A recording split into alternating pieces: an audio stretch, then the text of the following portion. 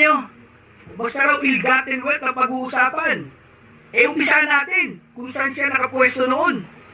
Putang ina, kung ganyan lang din naman, imbestigahan nyo ang lahat ng mga kasama nyo sa Kongreso. Imbestigahan nyo yung amo nyo na hinihimod nyo ang puwet ngayon na dati nyong sinusuka. Hayop ang puta. Ang kapal ng mukha mo. Tang inakala nyo napakalilinis nyo. Sandamakmak naman kayong mga madudungis. Hayop kayo. Nagmamalinis kayo, nakakala nyo, wala kayong sala. Samantalang nilulubog na ang bayan na to, kasama kayo. Kayo ang nagpapahirap sa bayan. Tapos ngayon, kunyari, concern kayo sa inyong mga kababayan? Kupal. Tanginan to. Nag-amas ng milyon-milyon. Wala nga kayong ebidensya. Kaya nga gusto nyong makuha hanggang 2007 kasi mamimingwit kayo.